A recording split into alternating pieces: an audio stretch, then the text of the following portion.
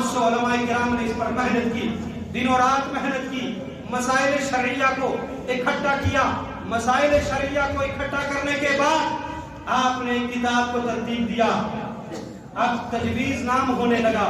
علماء کرام نے کہا کہ جس بادشاہ نے اتنا بڑا کرم کیا، جس بادشاہ نے لوگوں کے مسائل کی طرف توجہ کی، تو لہٰذا ہم اس کتاب کا نام کچھ اور نہیں رکھیں گے، اس کتاب کا نام رکھیں گے فتاوی عالمگیر۔ فتاوی عالمگیری اورنگزیب عالمگیر رحمۃ اللہ علیہ کے نام پر رکھی گئی۔ 6 جلدوں میں آج بھی موجود ہے، عربی میں موجود ہے، ہمارے پاس بھی موجود ہے۔ آپ کسی بھی دارالفتہ میں جائیں، کوئی بھی مسلک ہو، کسی بھی مسلک سے تعلق رکھنے والا جو دارالفتہ ہو، یہ کتاب آپ کو اس کے دارالفتہ میں ضرور ملے گی۔ جو فتاوی عالمگیری ہے، جب یہ معاملہ طے ہوا اور یہ کام اس پر ہو گیا، جب کام فائنل ہوا، اورنگزیب عالمگیر رحمۃ اللہ علیہ نے پھر کیبنٹ بلائی اور علماء کرام کو بلایا، جن علماء کرام نے دن و رات اس کتاب میں محنت کی تھی، مشقت کی تھی۔ آپ نے جب اس کتاب کو دیکھا، آپ کا دل خوش ہو گیا، آپ کا دل باغ باغ ہو گیا۔ آپ نے اس دور کے 2 لاکھ روپے، آج کے حساب سے کروڑوں کی بات ہے، اور 200 قرش سونا، 200 قرش سونا آج کے دور میں کروڑوں میں ہے۔ آپ نے وہ بیت المال سے منگایا، خازن کو بلایا، اے میرے خازن، میرے علماء کرام نے دین کے لیے ایک ایسی کتاب کو لکھا ہے، قیامت تک لوگ اس کو پڑھیں گے اور ثواب ملتا رہے گا، لہٰذا ان کے انعام کے لیے 2 لاکھ اور 200 قرش سونا جو کروڑوں کی ہے، مالیت کا ہے، آپ نے فرمایا ہے علماء کے لیے انعام کے طور پر دیتا ہے۔ سبحان اللہ، سبحان اللہ۔ اب اور آگے بڑھے، جناب والا اس سے پیچھے آپ تاریخ کو لے جائیں۔ حضرت سیدنا صدیق اکبر رضی اللہ تعالیٰ عنہ اپنے وقت کے خلیفہ ہیں۔ آقا کریم صلی اللہ علیہ وسلم کے بعد آپ امت میں انبیاء کرام کے بعد اگر کسی کی فضیلت ہے، اگر کوئی سب سے افضل ہے، وہ کون ہے؟ جناب سیدنا صدیق اکبر رضی اللہ تعالیٰ عنہ، جو افضل البشر بعد الانبیاء بالتحقیق ہے۔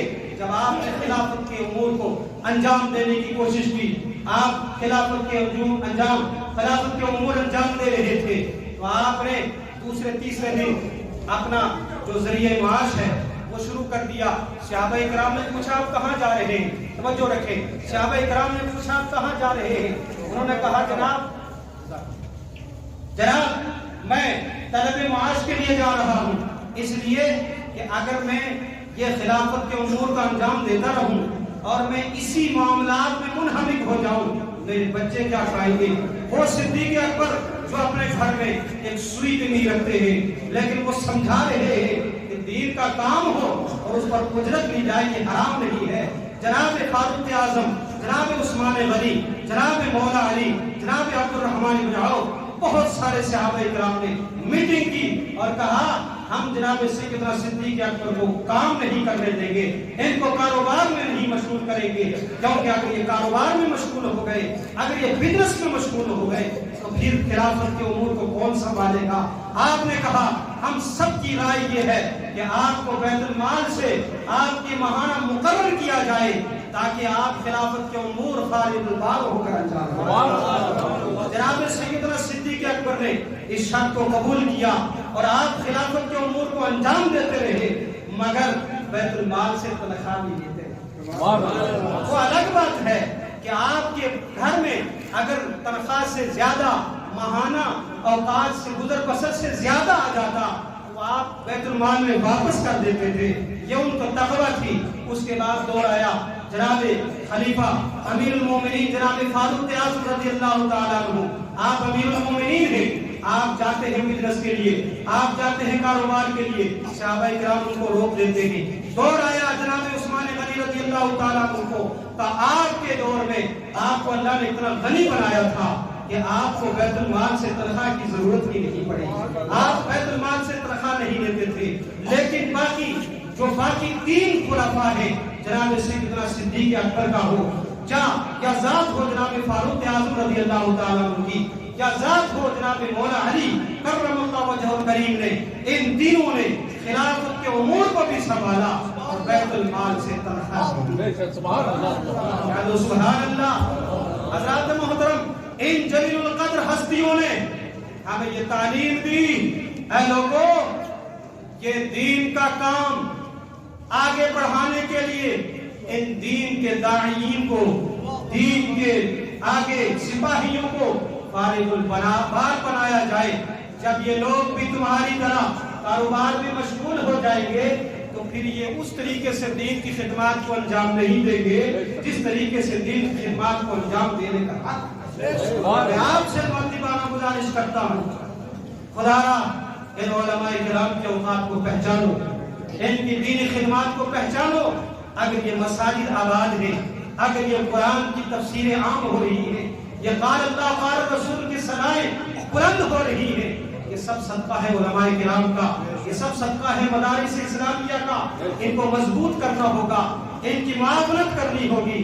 جب ان کی معاونت کام کریں گے، جب ان کو مضبوط کریں گے، آپ کا کام بھی ہوتا رہے گا اور ان کا کام بھی ہوتا رہے گا۔ وگرنہ ایسا دور نہ آ جائے کہ جس دور میں علماء کرام نے اپنے بزنس سٹارٹ کر دی تو مصلی پر کوئی نماز پڑھانے والا جب نہ ملے گا تو پھر اللہ کا جب قہر نازل ہوگا تو پیچھے میں آپ بھی شامل ہوں گے کہ اللہ نے آپ کو دولت دی تھی۔ آپ دولت کا مطلب یہ نہیں تھا کہ آپ اپنی دولت کو صرف اپنے بال بچوں پر خرچ کریں، اپنی دولت کو صرف نجی کاموں میں خرچ کریں، بلکہ وہ جو امام ہے، جب آپ کا بچہ پیدا ہو آپ کے بچے کے کان میں اذان دے، گھر میں والد صاحب کا انتقال ہو جائے، سورہ یاسین پڑھنے کے لیے امام آئے، آپ کے والد کا اپنے بچے کا انتقال ہو جائے، امام صاحب نماز جنازہ کے لیے آئے، آپ کے گھر میں ختم شریف کو دعا کرنے کے لیے مولانا صاحب آئے، تو یہ لوگ اپنی ان اوقات کو، اپنی مصروفیات کو بس پشت ڈال کر دین کے لیے آپ کے پاس آتے ہیں۔ آپ کا حق ہے کہ آپ ان کی خدمات کو دیں۔ آپ سے سب کی بات نہیں کرتا ہوں، الا ماشاءاللہ ہمارے سامنے حضرت مولانا گلزار حسین صاحب خود اپنے اس کام کو انجام دیتے ہیں۔ جہاں کوئی جنازہ ہو، خوشی ہو، غمی ہو، بہت دور دور، حالانکہ صحت متاثر ہونے کے باوجود بھی بہت دور دراز علاقوں میں جاتے ہیں، مطلب جاتے ہیں کہ نہیں، بلا لالچ کے جاتے ہیں، بے لوث جاتے ہیں۔ ہم نے دیکھا جب اپنے گھر میں یہ علماء کرام کو بلاتے ہیں تو اپنے علماء کو یہ نذرانے بھی دیتے ہیں، اس کے ساتھ ساتھ اور کچھ بھی بہت سارا دیتے ہیں۔ یہ انہوں نے مجھے نہیں کہا، یہ قرآن کی تفسیر آ گئی، بات آ گئی، میں آپ تک پہنچا رہا ہوں۔ میں آپ سے بھی گزارش کرتا ہوں، یہ میں اپنے لیے نہیں کہہ رہا ہوں، میں علماء کی بات ذمہ داری سے کہہ رہا ہوں۔